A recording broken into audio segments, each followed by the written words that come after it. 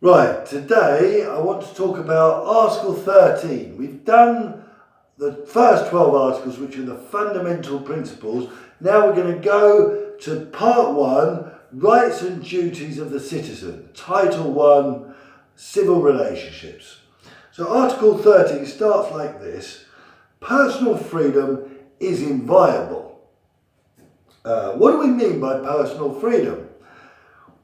Personal freedom is like a container of all the other freedoms. So you can put inside this container freedom of religion, political freedoms, freedom to express yourself, freedom to start a business, freedom to marry someone, freedom just across the road. Basically, personal freedom means we've got the freedom to construct our lives the way we want to construct them. And it's rooted in Article 2 of the Constitution, which we know is the fundamental principles, so it is a value. Article 2 says the Republic recognises and guarantees the inviolable rights of man. So that was very general, the inviolable rights of man. Now we're becoming more specific, because this isn't just a value, we want to be more concrete, and we're talking about personal freedom. So why is this personal freedom inviolable? Why can't it be violated? Because it is what makes us human. The part of us, it's part of us. It's natural. It's natural. It's not even created by the state.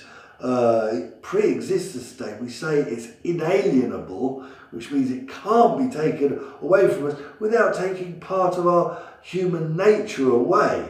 My dog can't vote. He can't believe in a religion. He can't express ideas. He just has instincts. We would be reduced to that. We would become slaves and just be able to follow instructions if we haven't got our personal freedom. So it's inviolable. I can't even give it up. It can't be taken away from us, and I can't give it up because it's part of our human nature.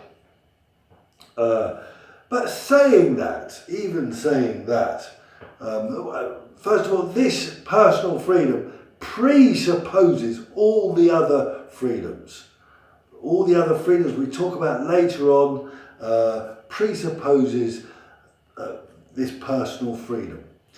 Now, saying all that, that it can't be taken away from us, it is limited. Because my freedom ends where your freedom begins. I can't do what I want. If we live in a community, we've got to limit our freedoms to allow for the other person's freedoms. I mean, I can't just go and walk into my neighbour's house because it's my personal freedom, because it would invade his personal freedom. Or if I asked a woman to marry me, I've got the personal freedom to marry her, but if she says no, it would be against her personal freedom if I forced her. So, we've got to establish where our personal freedom ends and where the other person's personal freedom begins. Even if I want to go on a tram and want to go, to the other side of the city, I've got to pay a ticket because someone's got to pay the driver and buy the tram. The community's got. So, our personal freedoms do mean also, that we have responsibilities and certain requisites to meet to have a personal freedom. So that's important to consider, that our personal freedom is limited if we live in a community. Then it continues.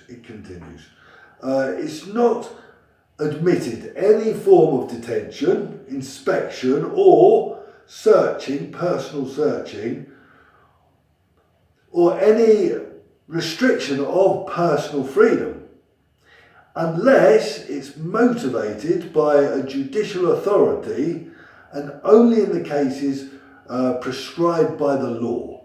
Okay, so it says initially detention. That's the first thing they say, because detention is the total loss of personal freedom. We've got to remember these were ex-prisoners of war who wrote this constitution, or many of them. And so they understood if you're in a prison cell, you can't even have the freedom to make a cup of tea. So you have absolutely no freedom, personal freedom. So the first thing they thought of was detention. But it also extends personal freedom too. It extends it to our personal possessions on our body. What's in my pocket? Nobody can come in and tell me to empty my pockets because they want to see what I have in my pocket, because that's part of my personal freedom. But it does say it is possible if it is given permission by a judge. If a judge, remember a judge is impartial and is an expert on the law, so a judge has the capability and the attitude to not be prejudiced, to say, the law prescribes that it's possible to restrict this person's freedom. Maybe if someone smells of marijuana and the judge knows marijuana is illegal and that person needs to be detained and interrogated, he will say, yes, that person can be under those circumstances. It says only in the cases prescribed by the law. So the judge must look at the law and only respect those specific cases where the law establishes what's right and wrong. Then it continues. In exceptional cases of urgency and necessity, which is indicated by the law, the Public Security Authority can adopt provisional measures which must be communicated within 48 hours to a judicial authority, and if following that the next 48 hours the permission is not given, it's revoked and rests without any effect. So if I am standing here with a knife and there's a dead body on the floor, obviously a policeman can come and take me and stop me and put me in a prison cell, because that is a case, an exceptional case of urgency and necessity. But then they can interrogate me, but then they need to, within 48 hours, talk to a judge to get the judge's permission that and that person can be interrogated and detained and have his personal freedom restricted. The judge needs to give that permission within 48 hours after.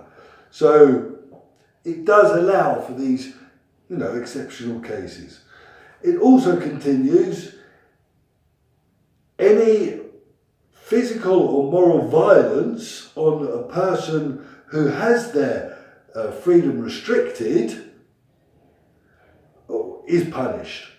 So here we're saying if somebody is being restricted, has their personal freedom restricted legitimately, like they're in prison or in a prison or in a police station being interrogated, if they experience any physical or moral violence may be threats, the authority will be punished. It must be punished. Now, this is to protect us from authority, which has the temptation to use these, to step over the line, to use techniques. Maybe they're frustrated, maybe we're difficult people, and they use physical or moral violence to get what they want, maybe a confession or something.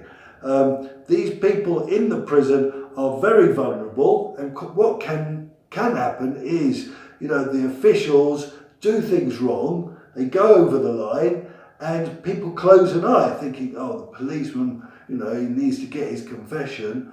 It's saying, no, if they go over the line, they're punished. They must be punished. Because we must be protected from authority which has power.